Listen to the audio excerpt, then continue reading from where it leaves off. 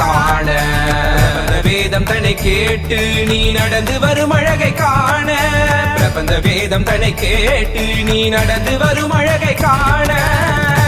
என்ன தவம் செய்தனோ வரதா என்ன தவம் செய்தனோ